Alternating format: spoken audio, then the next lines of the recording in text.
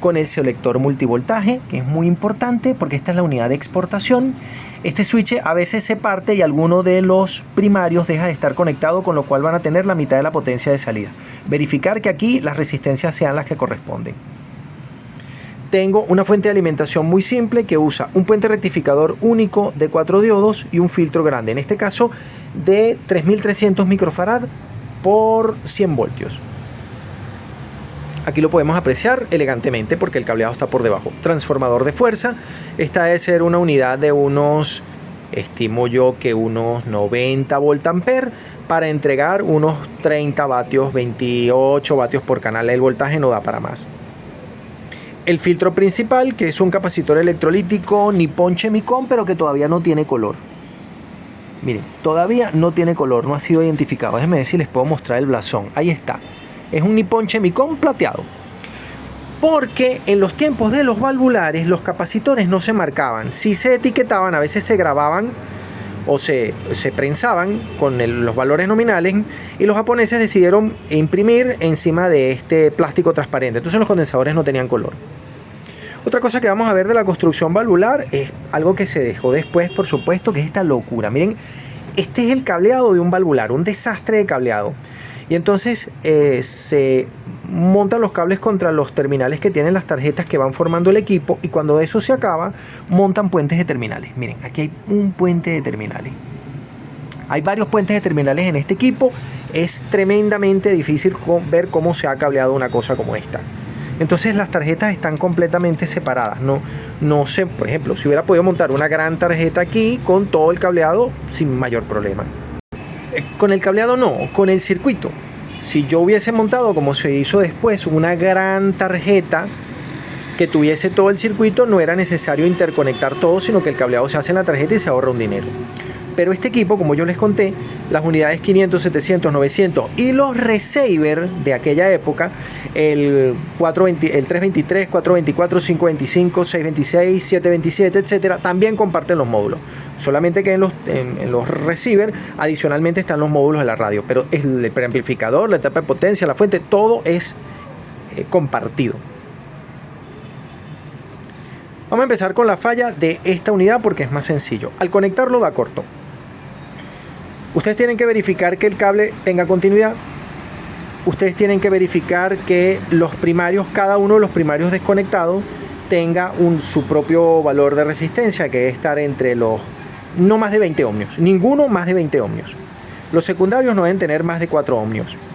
En este caso tenemos un solo secundario único, un solo secundario con 2 puntas. Aunque en el cableado aparecen 3, en realidad son 2. Tienen que ver el esquemático.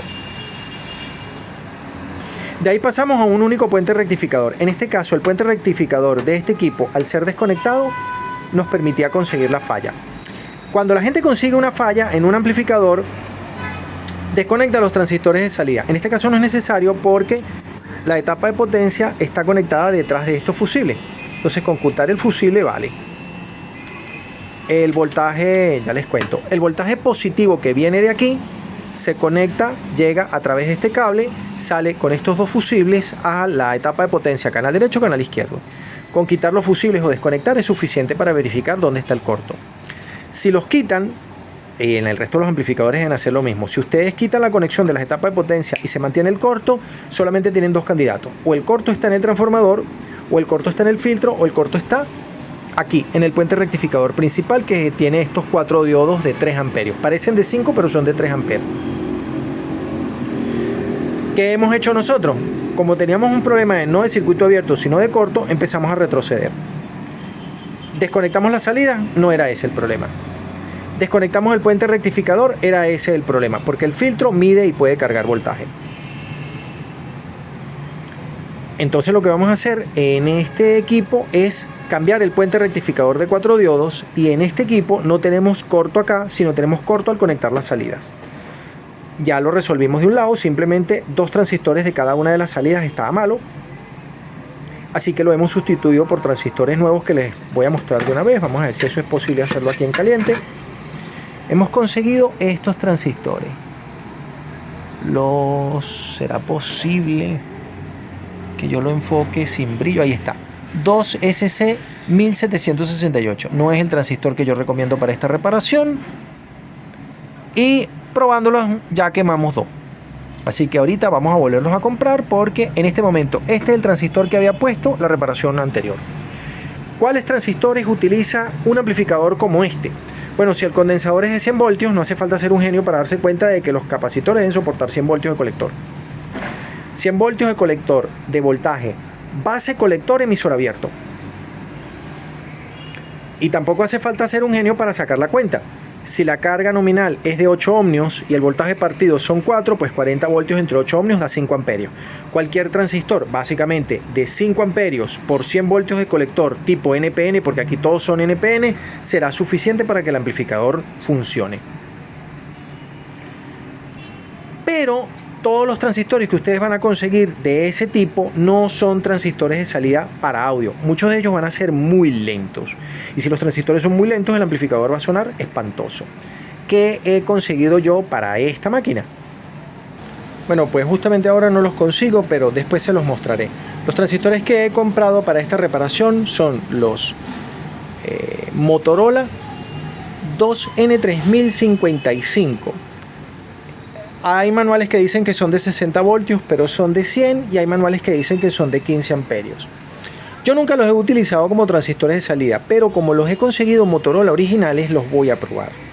En realidad son unos transistores que tienen un voltaje más bien peligrosamente bajo y una corriente de colector excesivamente grande. Unos transistores de 7 amperios eran más que suficientes para esta aplicación. Vamos a ver más adelante qué transistores de salida podrían ser recomendables para usar en esta máquina y sobre todo cuáles son los transistores driver recomendados, porque si ustedes se fijan aquí, los transistores driver ya venían en una cápsula mediana porque estaban encargados de disipar un poco más de 1 vatio. Entonces poner transistores de cápsula pequeñita como estos SOT58 serían insuficientes. Nosotros hemos colocado estos transistores de cápsula, no es TO220, esto tiene otro nombre distinto. Los vamos a cambiar los 3 por esta cápsula que puede disipar cómodamente 0.8 vatios sin achicharrarse, porque estos drivers trabajan relativamente tibios. No son unos drivers calientes, para este momento tal cosa no existía, pero sí necesitamos algo un poquito más musculoso. Un detalle de este amplificador, al igual que el 500, el 700, el 900, los receiver equivalentes y el Sansui 777 que comenté detalladamente en un video anterior, llevan un condensador grande de fuente de alimentación. Este es el condensador que filtra el voltaje del preamplificador, y 2 condensadores de salida de 2200 microfarad por 40 o por 50 voltios. Los transistores de salida son todos iguales, lo que llaman un lineal, y no lleva circuito de protección. Y no lleva circuito de protección porque aquí no hay forma ni manera de que se dañe el speaker. Aunque el 777 tenía una lámpara que indicaba que la protección se había disparado porque había conseguido voltaje en la salida y había un tiristor que saltaba. Este equipo no tiene esa sofisticación. Tampoco le hace falta, porque normalmente estos condensadores no se echan a perder, pero es algo que agregó Sansui para mejorar el performance de su equipo. Además que se veía muy bonito que tuviera, que es el primer equipo que tiene la lámpara de power y adicionalmente la luz piloto de la protección. La conectividad de esta máquina, a pesar de la época de su fabricación, es súper completa. Miren, tenemos conexión para un OpenRel. Ampex tenía unos OpenRel sin amplificación, era solamente el motor como un plato tocadisco. Aquí tenemos la entrada del Fono 1 que se puede seleccionar. Miren, es que el selector está atrás, yo lo estaba buscando delante. Moving Magnet y Moving Coil. Aquí tenemos un conector para otro plato tocadiscos que podemos elegir, aunque no tiene switch, porque todo esto es el Fono 2, entre Moving Magnet, el normal, el que tenemos todos, y cerámico. Esto dejó de utilizarse hace mucho tiempo porque el cerámico nunca te da una respuesta en frecuencia plana, pero es curioso que tenga una entrada para cápsula cerámica. Lo normal, un tuner, 2 auxiliares en el año 68, 2 bucles de grabación con el conector DIN de 5 pines para ser compatible con los grabadores de Philips. Pre y power desconectables, como les comenté antes, para poder conectar un filtro crossover electrónico y poder biamplificar, y la salida para un center channel rango completo. En aquella época había todavía la discusión de que un sistema estéreo debería tener 3 altavoces frontales o 4 altavoces frontales. Después, por una cuestión de costo, se simplificó a solo 2. Pero originalmente estos equipos de esta época y los equipos Marantz que le eran equivalentes, como el Marantz Model 1200-1200B, que yo les mostré también en un video en el que hablo de la transición del sonido de Marantz, tenía una salida para un canal central y te vendían un power monofónico de la misma potencia del equipo estéreo para que pudieras conectar 3 speakers. En este caso no 4, pero por lo menos 3. 3 al frente. No confundir con sonido envolvente, no se colocaba atrás, ni con sonido cuadrafónico los 4 altavoces, no. Esto era colocar 3 altavoces frente al espectador para hacer el escenario sonoro. Hasta aquí esta primera parte donde no logramos soldar nada y a cambiar puente rectificador de 4 diodos. Desde Santiago de León de Caracas, saludos y suerte.